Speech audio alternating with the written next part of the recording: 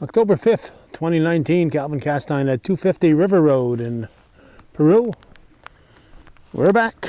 We're back to the Babbie Rural and Farm Learning Museum, and it's supposed to be harvest today, so we're gonna take a look around and maybe talk to Leeward Babbie and some of his family and the other volunteers here and find out what this harvest day is all about on this beautiful 48-degree early October day here in the North Country.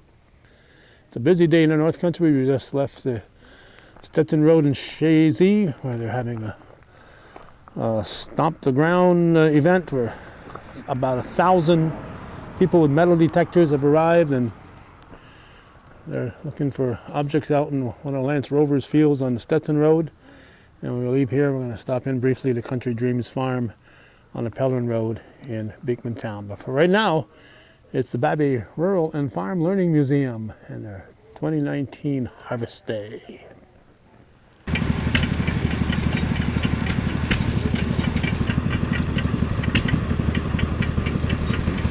Todd Babbie is busy making sure all the gears are turning in the right direction.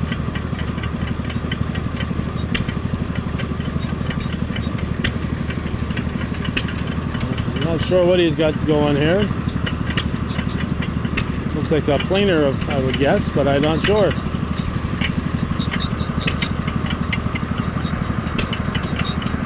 It's a wood press. Pressing his wood.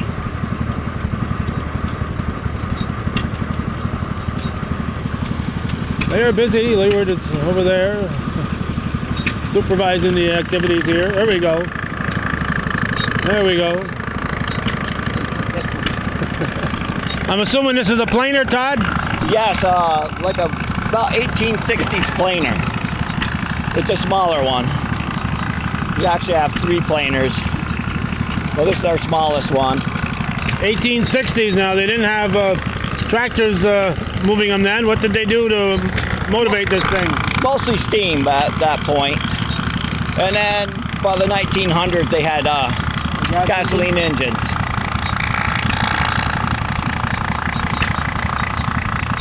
So they would use them for sawmills and planing. Normally they'd set up a line shaft to where they'd have everything hooked up to one engine.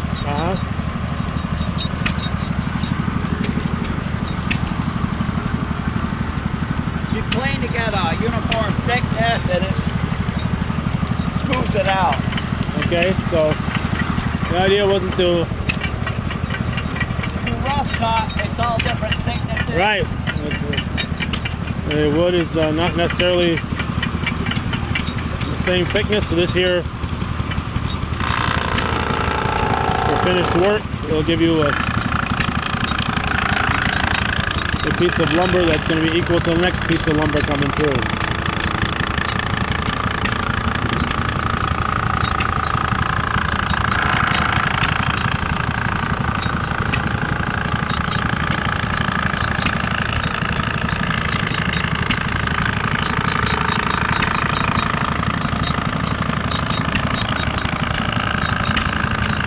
Any idea how early in the century they had actual planers like this? Was this something relatively new in the 1860s, or had they been doing it for 100 years? Or do you know? I really don't know, but before this they'd use planers, hand planers, and do it all by hand. So this really freed up a lot of time.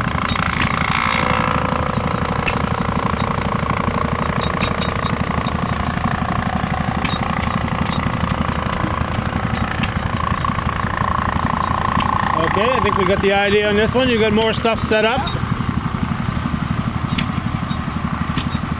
Just gonna nudge it through the final foot or so.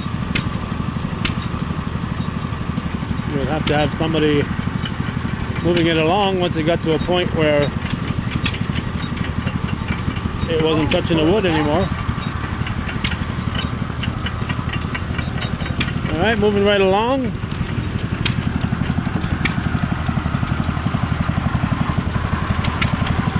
This one has a gas engine attached to it. What's this thing called, Todd? This is a fodder chopper.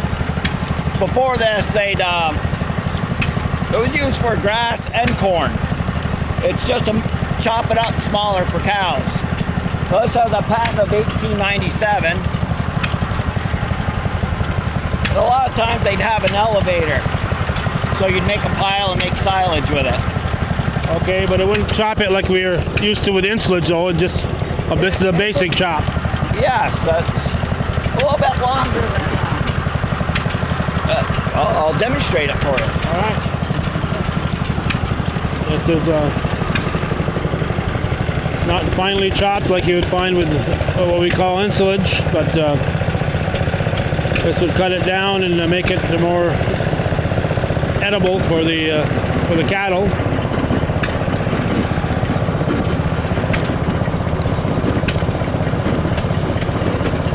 I'm going to throw a few stalks in here. As you said, there'd be a belt underneath that would be carrying the finished product on up to the wherever you were going to store it. That's good, Todd. We don't want to use all your corn here. You got to. The day is young here, so they got more of this to demonstrate. This was used with a gas engine.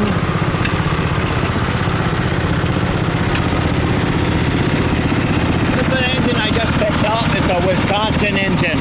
Here, let me turn this down. Popular for farmers. Is it popular with farmers? They use that a lot on equipment. Balers, hay presses, mostly on farm equipment. I have one on my small garden tractor there. That's a 47. It has a Wisconsin. So this is probably late 40s, early 50s. Okay. Alrighty.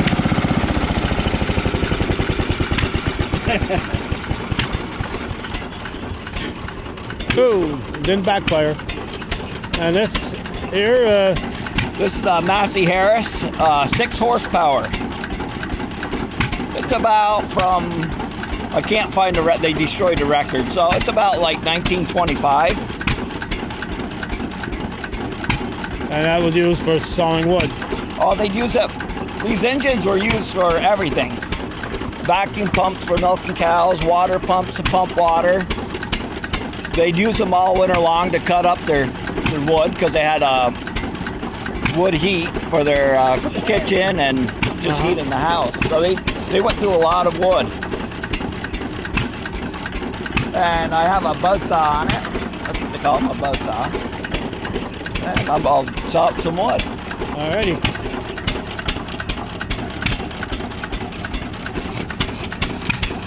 You see, there's several other gas engines here. We'll go over and get a side view here so we can see this. They make fence posts with the. They put a point on a fence post. A lot of different things you could do with this, obviously. Well, one thing you had to do is be very cautious. A lot of accidents happened with these saws. A lot of people lost their limbs, arms and legs, mainly arms. A lot of arms and hands that mangled. It might seem slow, but before this, it was all hands-on or axe work. And they used to have big rigs where they have a trailer where it had the engine and a buzzsaw connected right to it. And they would just go from farm to farm to cut up the wood. Okay, and you got a smaller version over there, that little one? Yes, but there's something wrong with the blade, so it's a little wobbly. I didn't want to run it. That's okay. But we'll go look at this pretty unique engine over here. All right. That's a 1917 Root and Vandervoort. That's actually a John Deere contract engine. Before John Deere made engines or bought out a company that made engines, they would contract with other engine makers to make engines for them. So, actually, it's earlier than that. I think it's a 1911. 1911, earlier than 17. Because it's over 100 years old. Okay, well, 17 would put it over 100 years old too. You can see the tag. It says Syracuse. Has a John Deere tag, so 100 years old and it still runs.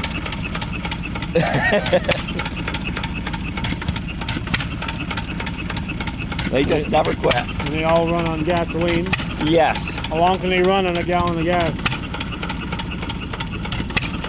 I don't know. They're not that efficient though. But as long as you fill up the hopper with water and have your oiler, they'd run all day. Okay, so this big hole up here is for water. Yes. Where do you put the gas? The gas is in the base. So, well, they would run all day as long as you kept the oil and the water and gas to them. Yeah, but Now, if they were in a building, they'd have a larger. They'd have like a screen cooler where you could run it all day, like on that big engine over there. And they'd have a large fuel tank.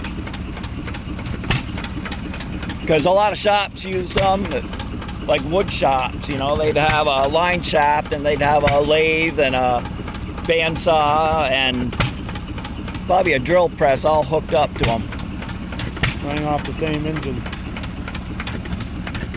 Okay, and this is a bigger one here. Well, technically not. It's bigger size, but it's an earlier one. I think that's like a 1917. It's a United. But you can see how it's only 5.5 horsepower. But they generate a lot of torque. If you see that, that's a 1.5. That one's a 6. And that Wisconsin is almost like 7. Really? So you can see how the size got smaller and the horsepower increased. Yeah, well, this was, you said 5.5? Yes. Imagine if your 427 needed a 80 times this size. Now, if it wasn't like powering a shop, they'd normally put it on a cart so they could just wheel it around wherever they needed it. Yeah. Luckily, we have a skid steer to move it around. But no wheels. Yes. No wheels yet. All right, and you drive this little thing here? Yeah. This is a 1947 Gibson. It was a garden tractor.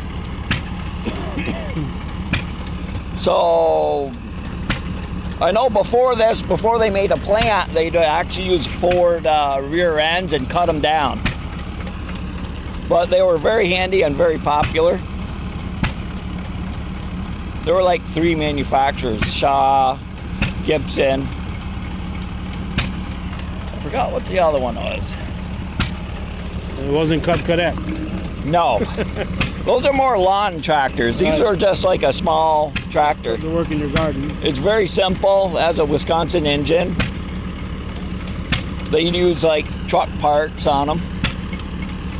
Very simple. It has a tiller steering. Okay. So it's like driving a boat. Well, they can whip right around. I guess they were popular for cornfields as far as cultivating. Okay. Small farms. Right. Well, most farms were kind of small at the time. That's true. They had like 5 cows. Right. All right, anything else, Todd, that you're supposed to show us? Okay. That's it for now. All right, we'll move on and we'll find out whatever else they want to show us here on this Harvest Day at Babbie Museum. What we have here is a Ford Selecto Speed tractor. This is a 4000. Selecto Speed was something Ford came out with, and it was like a power shift transmission. They had a lot of troubles with it. They've updated a few times, but when they're working right, they're nice to have because it gives you 10 forward and 2 reverse. Behind this Ford 4000, we have the 3-point hitch rake. It's a modern rake. They're probably made in the 60s, PTO powered, when tractors started having PTO. But they all work, the roller bar rake, all similar to the old horse-drawn ones. So the way it worked is similar, so that's kind of what we use it for. Okay, so we're talking now with David Babbie, and what are we going to have happening here next, Dave? I'll go down through and just kind of demonstrate this rake, kind of show you how it just kind of flips the hay over, makes a tight windrow. And then we're going to get the hay loader out prior to balers. That's how you actually loaded hay. And prior to the hay loaders, it was a Ford. So the hay loader was a good invention. There's quite a few of them around, and actually the Amish use them on a regular basis now. They just save a lot of labor, and it's quicker to pick up the hay. All right, who's going to do the demonstration on that? Dale is looking for a partner, so we'll need one to drive the tractor and one to actually load it. So he's working on that right now. So I'll head down through there, and then hopefully by then we'll have a team member for the hay loader. All right.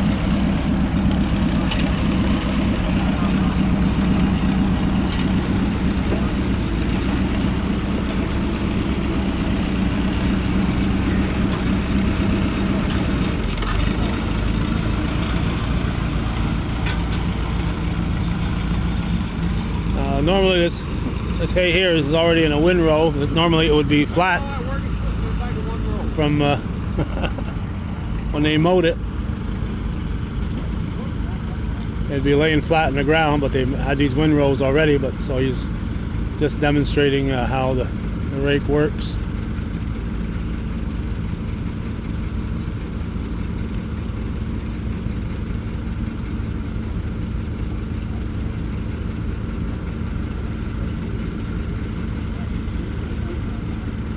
Once again, I'm shooting blind sometimes here. I like to point that out occasionally. On these bright sunny days, the viewer in my camera sometimes overcomes is overcome by the sunlight, and we can't always see.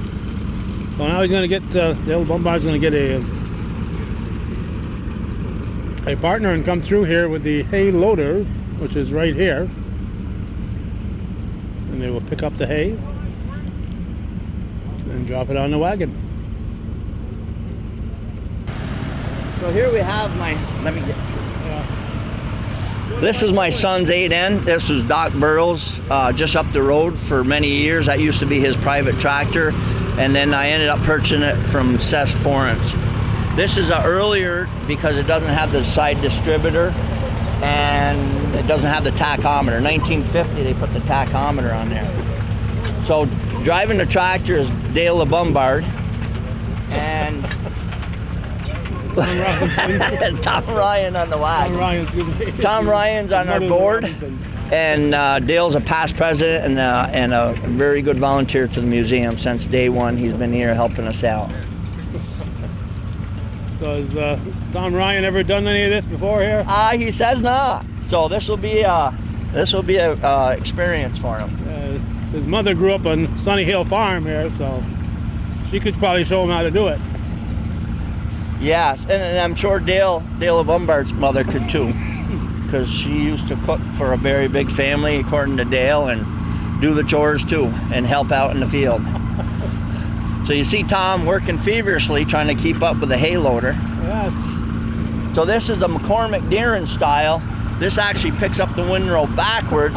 I don't know how well it worked in the old days, but it seems like it leaves a little bit as it goes down through. That's why you'd come through later with the dump rake. Yes, that's a good idea. That's what you do. You come through with the dump rake and clean up that and make another windrow.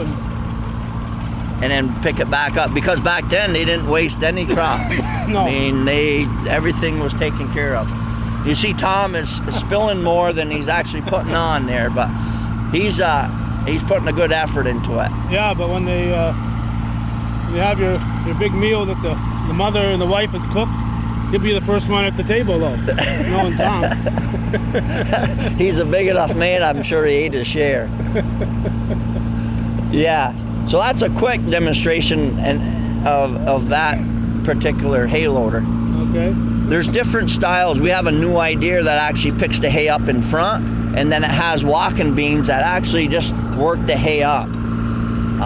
And that seems to work pretty good. I think it picks up the field a lot better because it's picking the hay up like the newer style balers and stuff.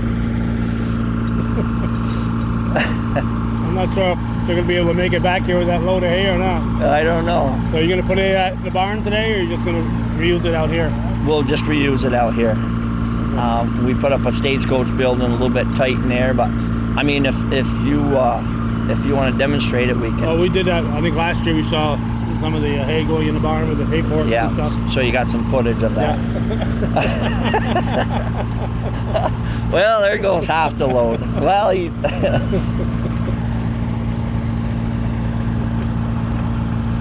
that was a good try. Yeah, it's driver's fault. Yeah, you weren't quite driving it right. They just dropped a little bit. Oh, yeah. Just a little bit, just a tad. You gotta go back. I'm just picking on. Where you want to leave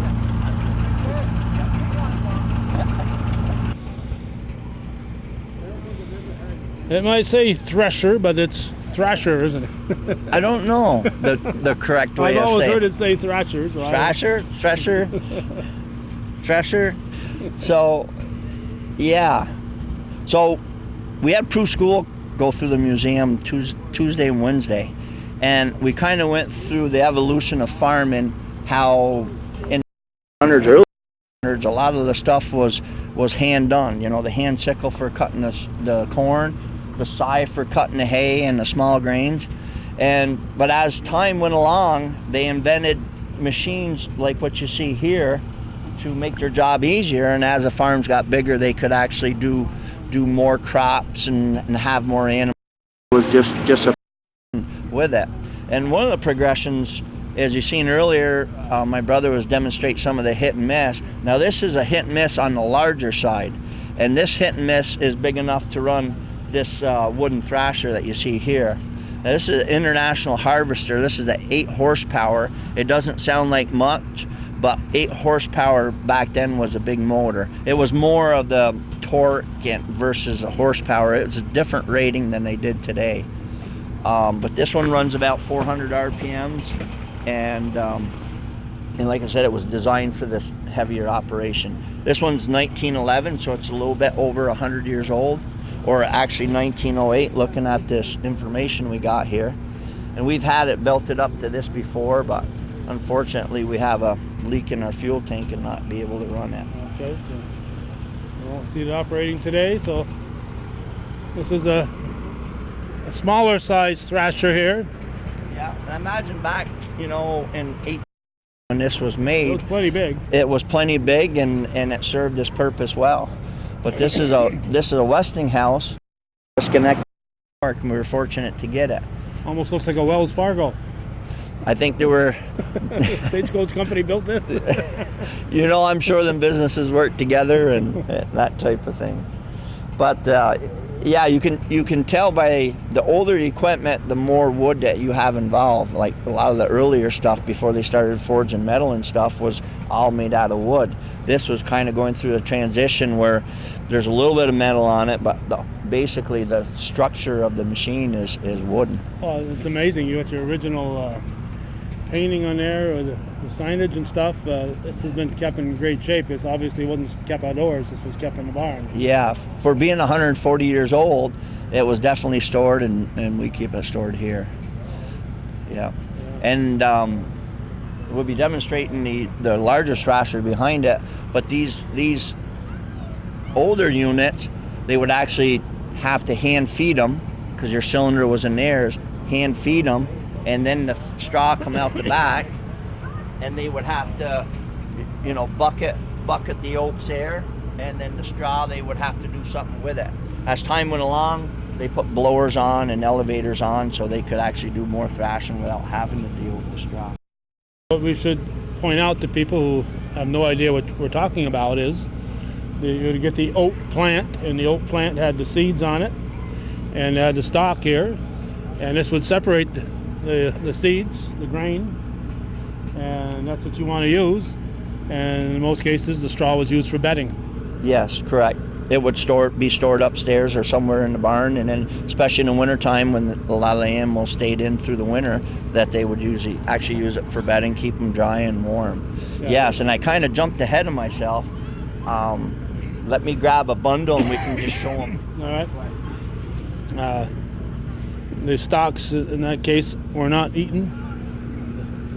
As we said, the grain was taken off, the seeds were taken off, and that's what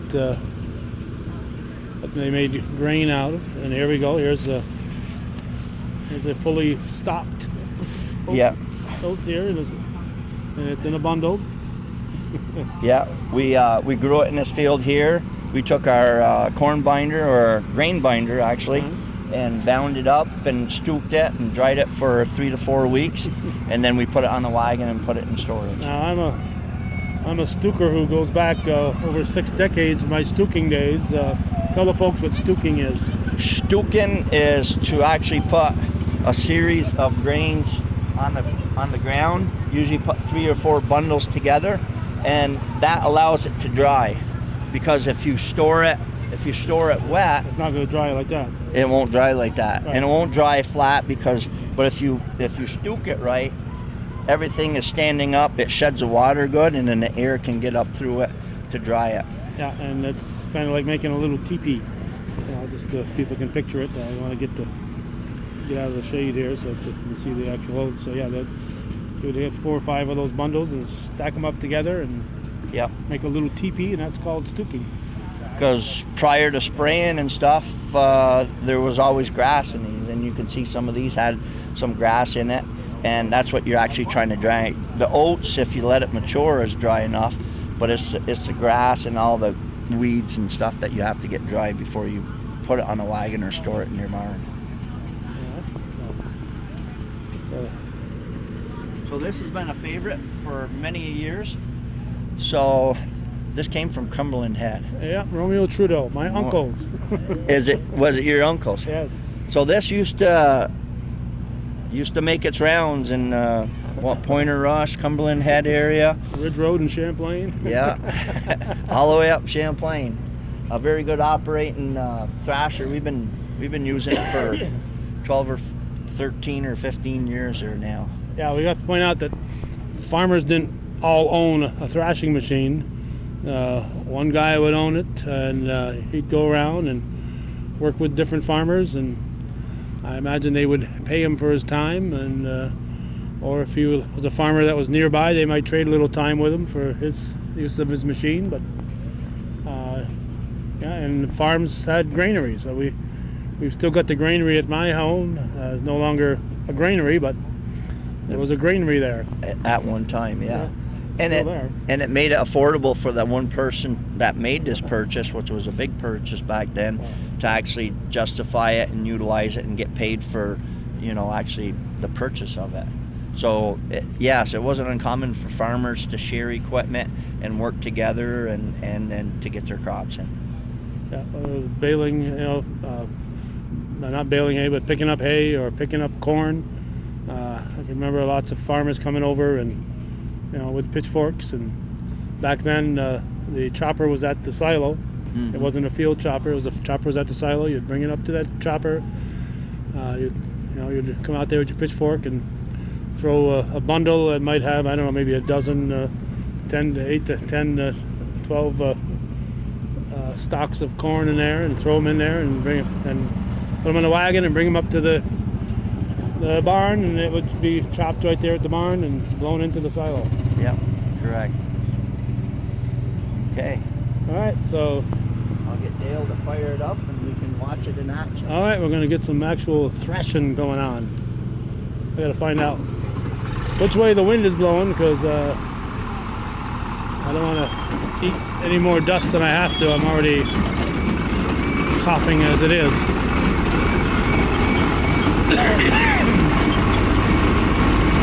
Lots of gears. Putting lots of pieces of equipment inside of there. Everything has got a purpose. It's highly engineered, as you can see. See all those pulleys, all those belts.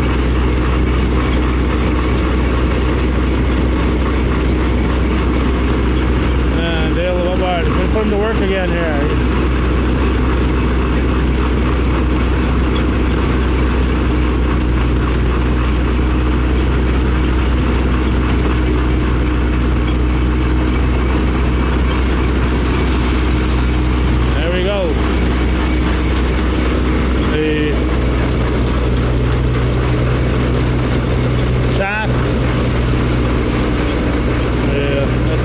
Chaff, the oat stalks.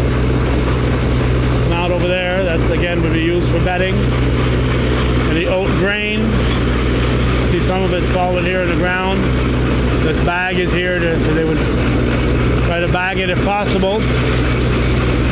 You save a step if you can have your bag right there to bag it.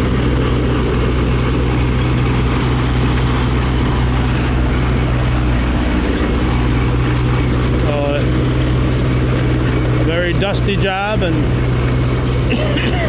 I'm 72 years old, something I remember from my very younger days. I would say mainly through the 50s that I would remember seeing something like this happening, and I'm very happy that they have my Uncle Romeo Trudeau's threshing machine here from Cumberland Head. But I'm sure my father on the Ridge Road in Champlain had his thrashing done. That was brought in from Cumberland Head to do the thrashing. Oh.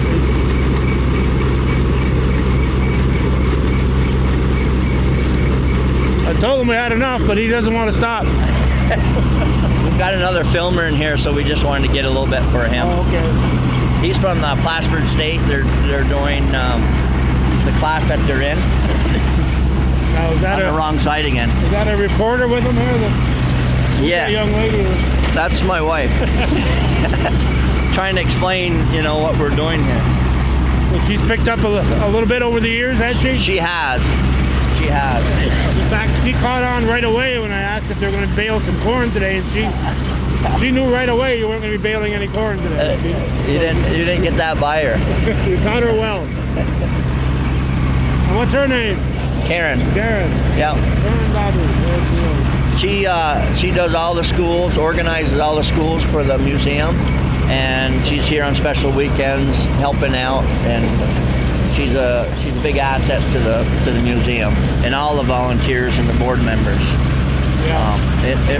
Without the volunteers, you guys. Oh yeah, without the volunteers, and it requires a lot of work and organizing and decision making to run the museum. I'll have you come over here. I want to show you something new to the museum. All right, brand new. I bet it's not new though. No, it's a brand new 100-year-old tractor. Brand new 100-year-old tractor, right here. All right. So this tractor originated in Elizabethtown, New York. Came off estate there.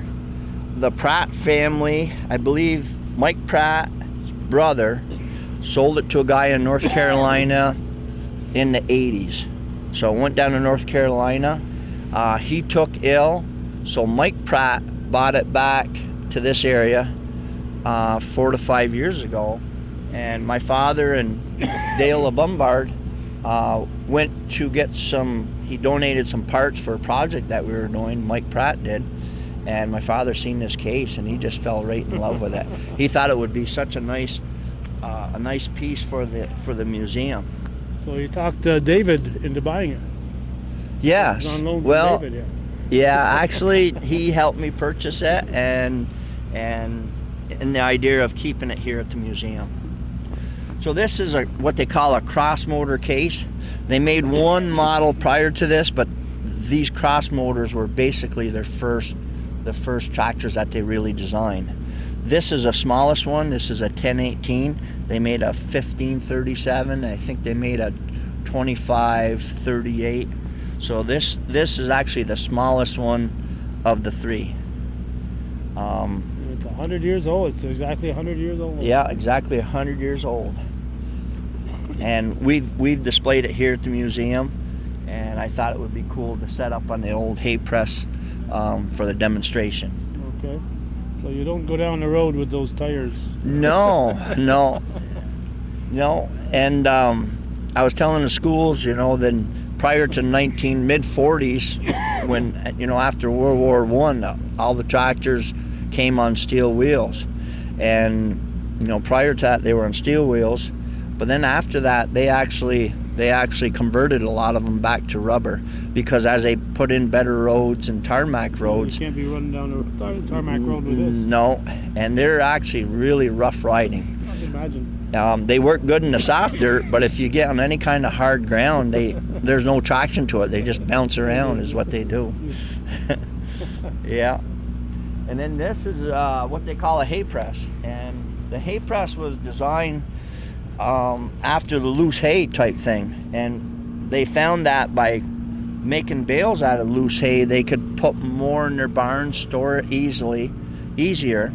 And they could also market their extra hay. If it was a neighbor, or if it went on a railroad car to get shipped out of town. And this particular one here is a manual tie, and a lot of the stationary balers were, where by putting these boards in right there, it gives you these slots to push your wire or twine through. Most of the time it was wire. Yeah. And then you would just, we got a mark there, and whenever one board hits this mark, then you put another board in, and that would be your bale length as you go along. Okay, yeah. Whenever my father bought some hay out of Canada, it always came with wire. And they weighed rough on the finger. It is. That's 80 to 100 pounds. And exactly, and that's where the hay hooks came in place. They didn't usually grab them wires too often. A couple hay hooks on each end is how they actually did it. Yeah, you baler twine. It's easy to grab that with your hands, but you didn't want to grab too many heavy bales with bale wire on them. Right, and if they were good gloves, very thick gloves, and if they were wire tied, that means they weighed 80 to 100 pounds. Right. That is how they actually held those heavy bales together. Yeah. So you gonna do this, or? I sure am. All right. I'll get a marker here. All right, David has made his way through that 100-year-old tractor, and here's the hay press. It's just kind of like a baler that's stationary. It looks like Leeward's going to be tossing some hay in. And you guys see that an arm going up and down. You don't want to be getting too close there with that fork. You got to time it just right. So 82-year-old Leeward Babbie here is got his rhythm down for the moment.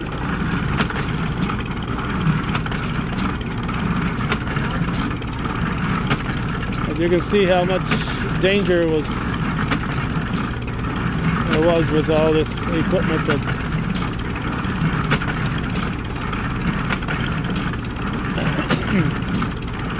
that was used on a daily basis on farms with the saws and something like this.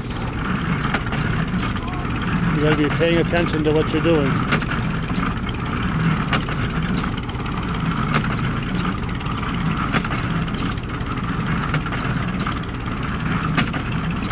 Looks like they didn't tie the bales, so they're just going to let it come through and reuse the hay. Might be some of last year's Threshing. Look out.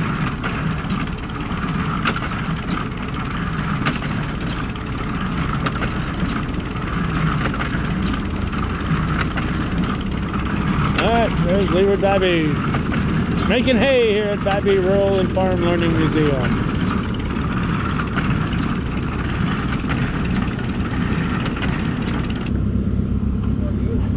For some reason, in the 50s, 60s, early 70s, trefoil was a big crop down in Wadhams, Woolsboro, Westport, And these two combines were sitting in the shed, and the owners, the Lawrence brothers, used to do a lot of this trefoil. And what the heck is trefoil? It's some kind of crop that they used to grow. And I've heard that they used to actually grow the seed up here for other farmers to actually plant. I know they used to do a lot of hops in that area too. But... Yeah, but this was a hot ticket. Almost every farmer had a combine up there. This is one of the two that we've ended up with down there that actually did the trefoil. Okay, so this was self-propelled? Yeah, this is a self-propelled case. It's early 60s, what I can tell. Okay. They had to actually dry the trefoil before they combine it. So they would cut it? They would cut it, and what they call with a reaper head on the mower, and it didn't crush the plant, and then they would put it out there for 3-4 days and let it dry, or how long it took. So you pick it up flat. This wouldn't be picked up in windrows, right? Yeah, and then so these combines were set up with the pickup tines on them, and they would go along with this and actually pick them up.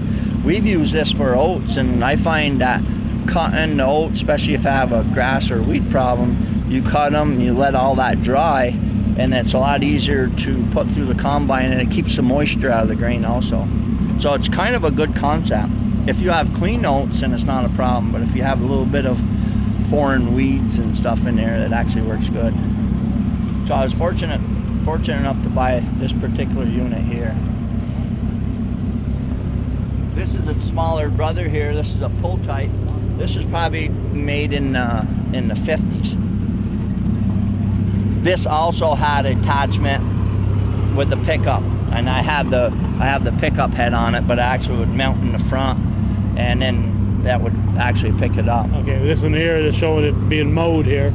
So Yeah. this turns and brings the crop into the mower blades. Right. Yep. And why we do some other things, I could get this fired up and just kind of show you how it works. But this is ground driven, so as you went through the field, these blades would be going back and forth. This is what they call a direct cut, and it would actually cut the oats. These would come down and actually feed it onto the canvas, up into the canvas. So what does the combine do once the oats goes in there? Once it goes into there, on this big shaft here, there's a rotor or a cylinder. And on those cylinders, especially for trefoil, they have the fingers versus the ras bars. But the fingers do a lot better job on small grain. And so a lot of these combines were set up with that. And so as it went into the cylinder, which would knock the seed off, just like the Thrasher did. And then basically it's just Thrasher design from there. You got your blower on the bottom that keeps the air flowing there, and what it does is as the grain goes across the shakers, the blower will blow all the chaff, all the debris right out the back of it. And then this particular unit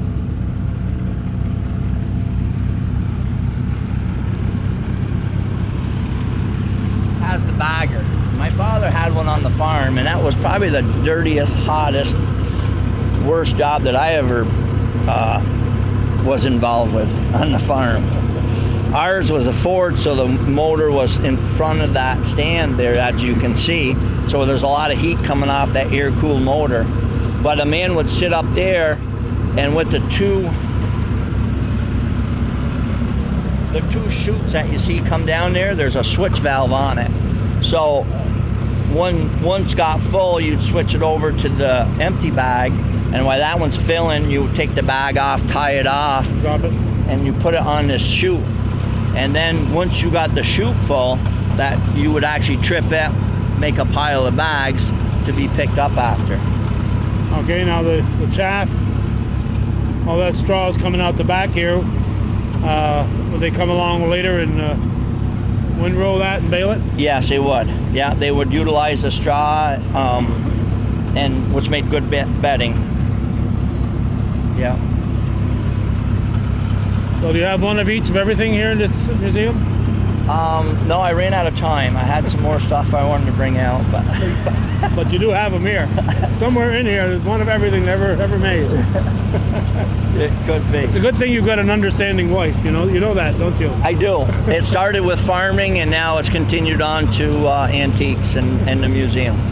But it's nice when a family gets involved in something like this. I'm sure your father is so happy that you and your brother are involved in this, and the fact that your wife is involved in this, and of course his sisters are involved in this, and so. Yeah. Well, actually, my sister's planning on moving back within 3 or 4 years and helping out with the museum, and that'll be a big plus. You know, grant writing and some of the paperwork part of the museum. So, if you want, we'll start demonstrating with the corn binder. All right. I'll probably get somebody else to talk on it if they're interested in, and then we'll pick up the bundles. We'll do a little chopping demonstration, and then I got a pull type and a self-propel to demonstrate. Okay. Let's get her done. So there's the chopper that would be at the barn right here. We see some corn that's already been picked up, bundled here. They come along with forks and picked it up, and they'll bring it over there. But we're going to see some of this actually done in front of us here. They're going to cut the corn, bundle it. Somebody will come along and throw it on the wagon, and they'll bring the wagon over to the corn chopper, which again would be at the silo at the barn. What they call a corn binder. A corn binder. All right, who's on the tractor? They're gonna find out. And they put the most expendable person. I'm terrible with names. Me too. So that's Lee Dupre. He's a big time collector up near Tony Chombley, and Okay. he'll be participating in our plow days. They got a lot of John Deeres as Duprees. That he do. All of them. But you see his hat now? He's all of He them. went from Deere to Farmalls, and now he's into Oliver. So he's like me. I like them all, and like the different ones. And who's But- this expendable guy here? You put the most expendable guy in the back. So if he falls off, no. Leroy's a very good volunteer. Leroy who? Leroy Connors. All right. He's been with us for a very long time. Helped us with a lot of the buildings, a lot of the demonstrations. Blacksmith shop. He does the granary at our school. So he's sitting on a McCormick Deering corn binder. And prior to these corn binders, everything was done by hand. So this was quite an invention, and this was a nice machine to have. Of course, we shortened up the drawbar on it, and when these came out in 1800s, early 1900s, they were all horse-drawn. I've seen a few that were PTO powered, but they were very short-lived because the field chopper came along. And so they found out that not handling bundles was a lot easier. Yeah, and believe me, bending down and cutting those stalks of corn with a sickle or a corn cutter is a lot of work. It sure is. We had to do that a few times up at home just to make a path for the tractor to get through. So Yeah, if you split the field, Yeah. or we used to go around the outside 2 rows, so you wouldn't Yeah. run over it. yeah, My father used to cut the corners out too. It was a lot easier to make corners with the pull type. ready? All right. So it's gonna tie about how many stalks are in a bundle? We've got it small right now, so they're easy to hop. I would figure around 8 or 10. Okay. 8 or 10 stalks. All right. Now Leroy has a foot pedal there, and this is a good option here. The elevator that's on the back, you can pile up your corn so you have less stops with your wagon. Okay. And it also kicks it away from your tractor or your horses back in the day. But you can see how it bundles it, ties it, and then throws it on the elevator, and from there you can just run it off your elevator. Everybody thinks that maybe a hay baler was the first one to have tine twy, but that knotter system is very similar to a baler. That was first design right there, as far as the bill hook and how it actually worked with the needle arms that came around. So the grain binder and the corn binder was actually the first one to actually use twine for a tying device, and then they incorporated that into the balers. All right, so we're gonna get the next step on. Yep. We're gonna get some guys with some pitchforks and and we'll do some pitching. We'll do some pitching, and we'll go from there. All right.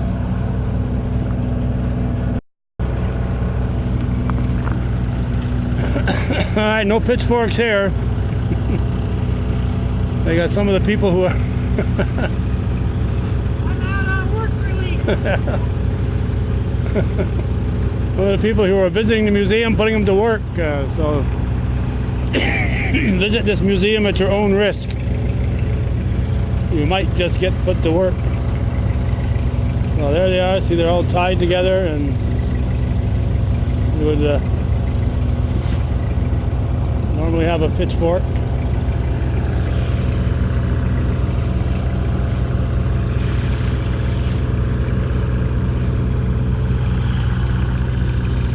Whoop, better slow down, Dave. Now this corn will be brought to the chopper. Whoop. We got half a bundle he's leaving behind here.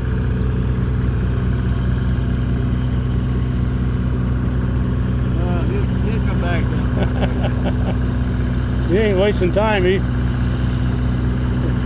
He must think these guys are 21 years old here. Yeah. He's not used to this slow labor. No. But cheap labor though. Yeah, I can't do it.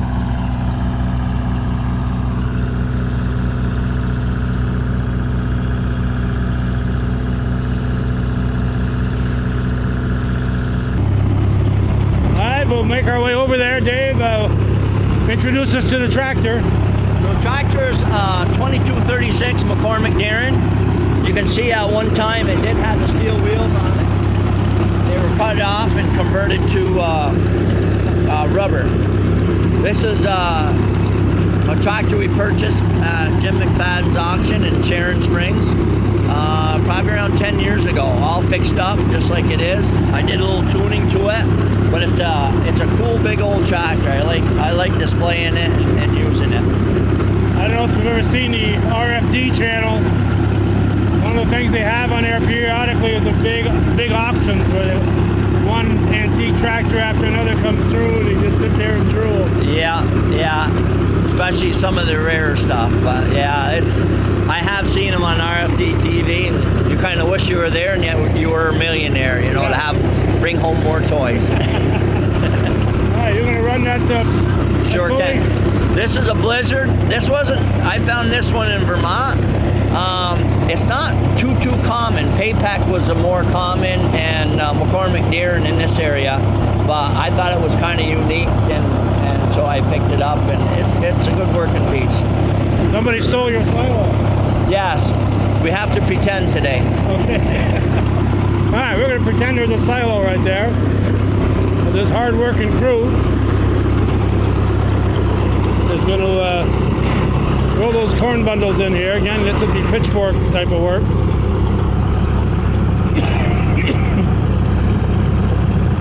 And it's going to come right down here and go in here and be chopped up. In this case here, there's no separating. It's all going to be chopped into one big soup.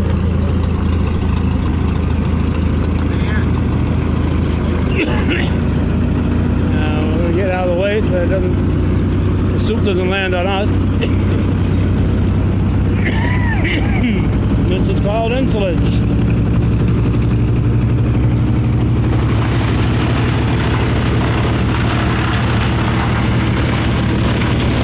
Chopping it, and this will be again going into the silo. And this is before the field choppers.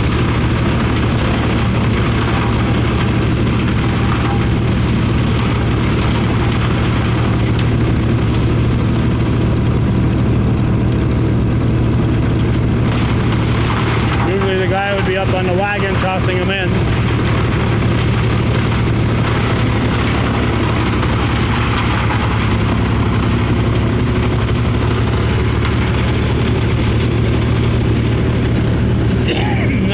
on our local farms. A minor farm has cornfields that surround me. They field chop it and haul it away in big wagons and use it for ensilage.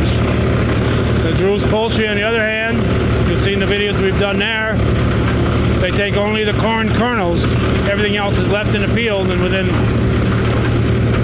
a few minutes after the cutters have been through there, looks like he's bringing his wagon up. He's going to load it into the wagon. I guess he's not going to be able to do that.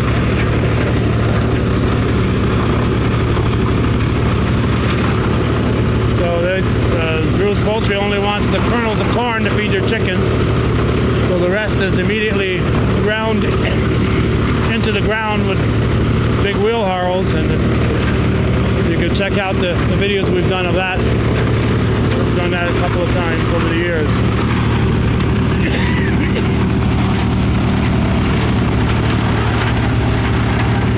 So David has brought up a corn chopper. He's gassing it up. Gassing up the tractor, and then we'll see what that does.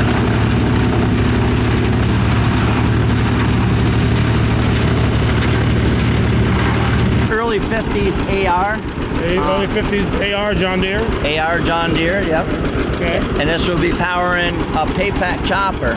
Now Paypack was really dominant, or sold a lot of the inch cutters, like you see the belt-driven one there.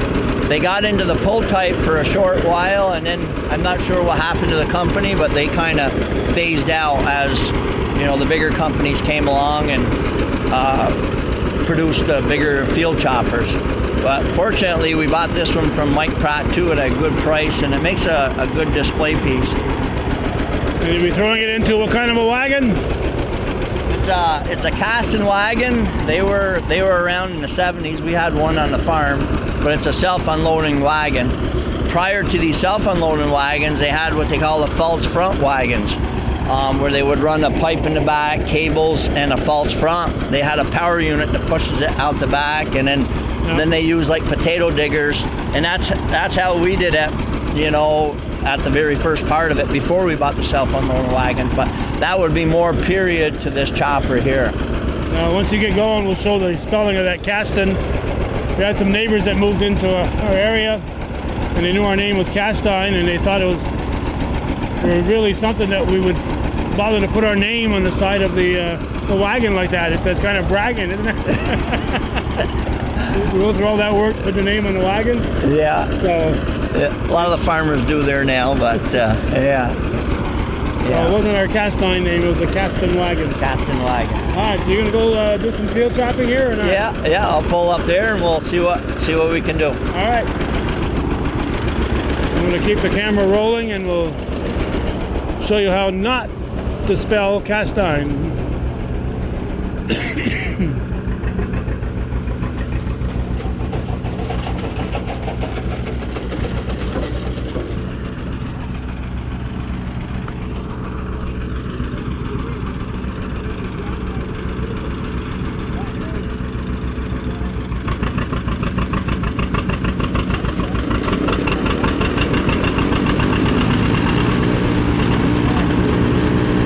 You can see right away what a labor saver this was.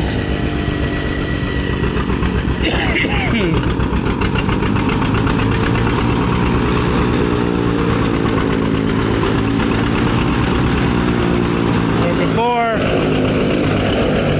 this machinery would come through and make the bundles. Here, it is cutting it. It's going into the field chopper, being blown in the wagon, and when it's brought to the silo, this little auger you see here in the front will feed it into the blower at the silo, and there's pulleys and chains on the back that move the corn forward,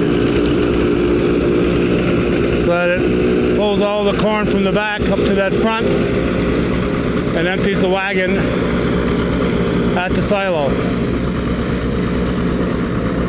So this is an early field chopper, and it's really incredible when you look at what they're doing now. This is a single row field chopper. Now I think when I watch Giroux's Poultry across the road from me, there's got to be 8, 10, 12 rows taken at a time.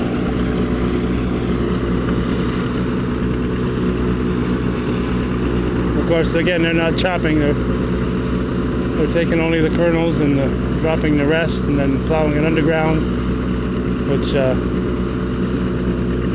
makes instant fertilizer. So this next one we're going to look at, I believe, is going to be a self-propelled, and we'll see if they're going to demonstrate that. As you can see, looking at the corn, there's a lot of corn here, as we see the yellow through the corn here. So it's a 2-day event, so they want to save some of this for tomorrow. They do this every fall. Certainly the type of thing you should put on your calendar. Great place to bring the kids, the grandkids. Babbie Rural and Farm Learning Museum. It's at 250 River Road in Peru.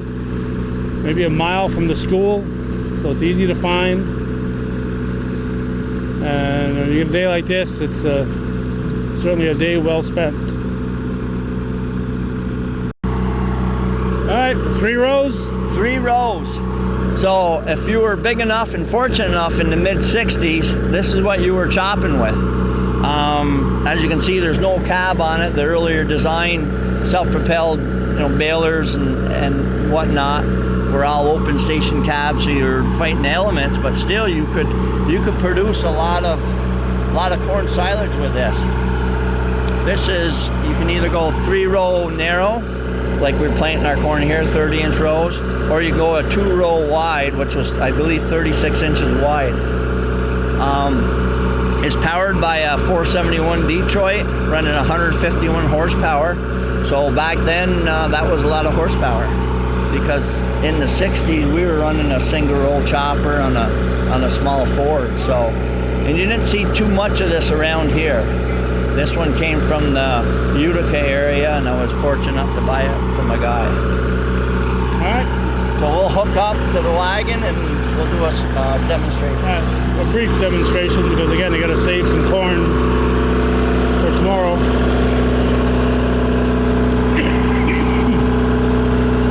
It's a Super D. Dave is up there in the catbird seat. The Dupree boy is going to hook him up.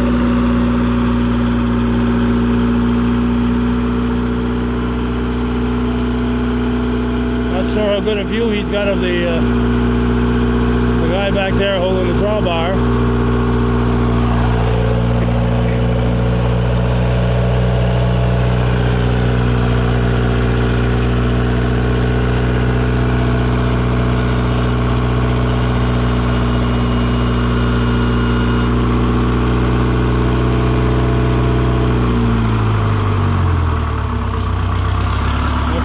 Done 60 years ago,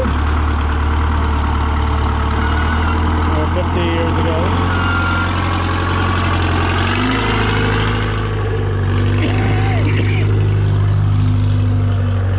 And we're just going to come through and just take a little bit out here.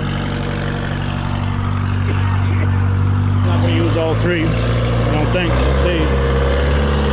Maybe he will.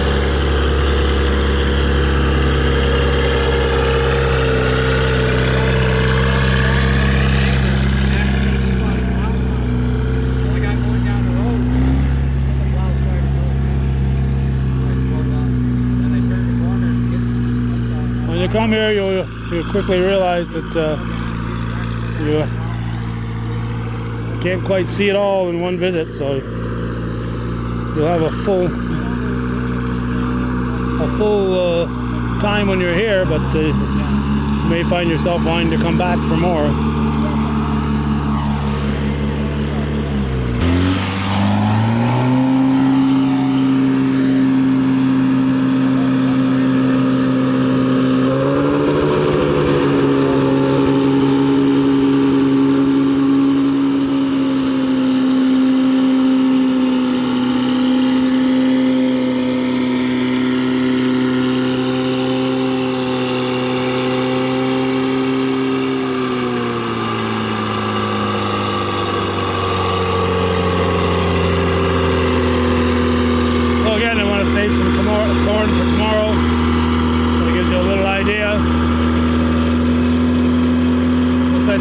cutter a little bit higher with that than they did with the single row chopper.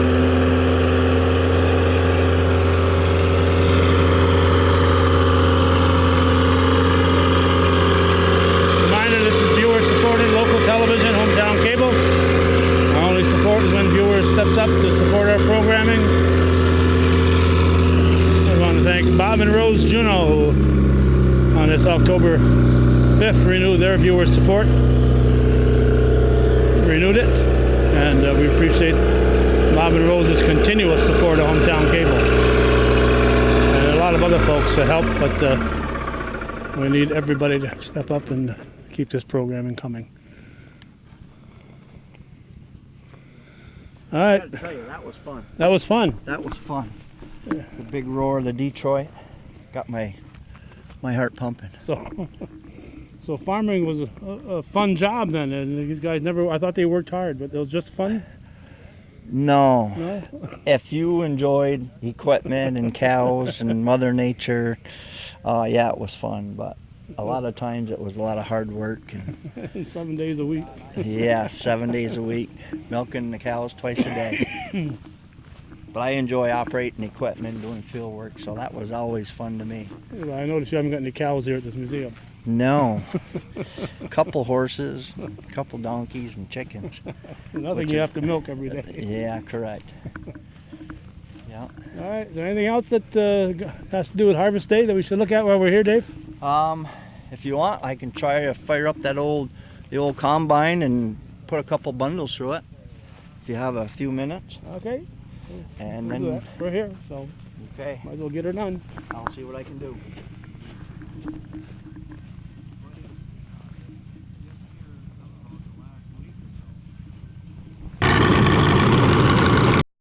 Again, this would be being pulled through the field, and it'd be cutting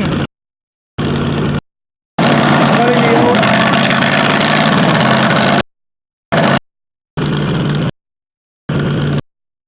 This wooden part here would be turning. It'd be drawing the oats into the cutters.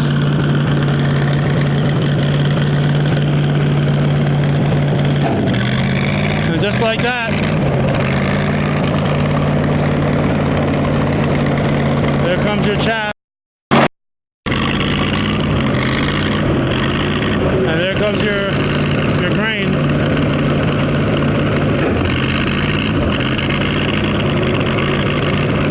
And this will be done. Got oats coming out? Yeah, I see the oats coming, yeah.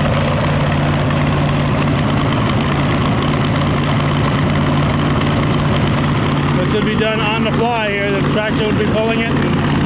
It'll be going through the field.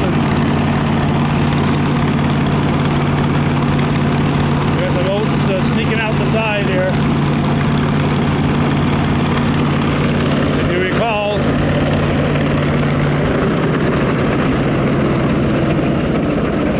it's supposed to be coming out on this end, this side, and being bagged.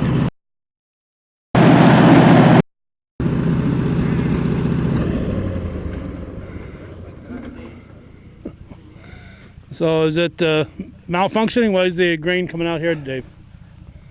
Not sure. Okay. That's a return auger, so if anything escapes or go too far back in the combine, it goes back through again. The elevator on the other side, that's supposed to carry up your grain, which looks like that. Yeah. That should go up that elevator. So we might have some pluggage or something going on in there. You'll have to call in somebody to work on it. Yeah. Who do you might think might work on it? I don't know.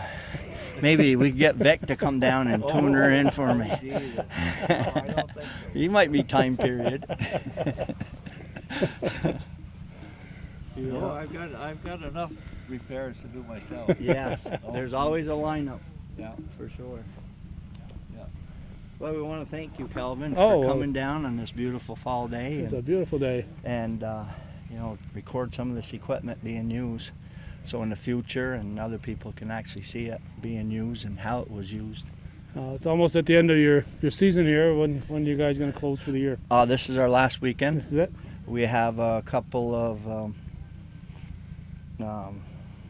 old folks' homes, or I don't know the proper term for it.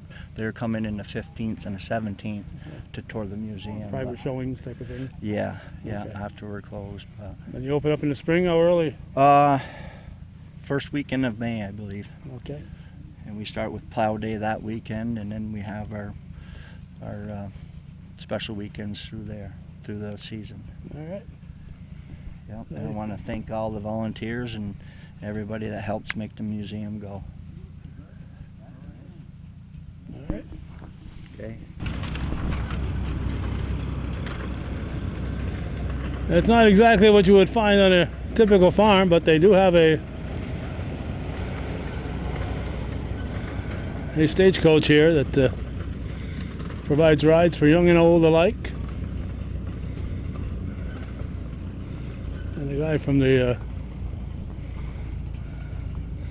college is still here. Leeward, I'm still here. you're still here too. Yeah. So, what are you doing today besides walking around and looking pretty? I'm the gopher. You're the gopher. I don't have to walk anymore. So you need gas or whatever? Yeah, I'm saving my hips. Well, another nice, beautiful day today. Yeah, we lucked out. Yeah. That's for sure. So you were able to. Yeah, we got the corn, we got the oats, and we got the hay. So I think we covered Yeah, it. that's the three main crops on the farm. No trefoil though. We didn't have any trefoil. Oh, well, I have to look into that. Yeah. Yeah. Well, you got a nice display of tractors there again, and I imagine your sons will probably be at the plow day in Chazy in a week or two. Or? Yeah, I'm sure he will be. Yeah. Yeah. But this, between all of us here, we have pretty good show. You're darn right you have. A lot of equipment that works. Yes. Yeah. So people won't have to go to Canandaigua anymore. They can come here Come and right see here. everything. 250 River Yeah. Road. Yeah. Alrighty, well thank you, Leeward. Okay. All right. Thanks for coming, All right. Calvin. I'll be back next year, and didn't have time this year to look at the display of tractors, but I'm sure we'll catch those in future trips. So we like to make every show look a little bit different, so we'll catch a look at some of those tractors next time we're here. So that's going to wrap it up. Hometown Cable at the Babbie Rural and Farm Learning Museum. Harvest Day 2019. Thanks for watching and supporting viewer-supported local television, Hometown Cable.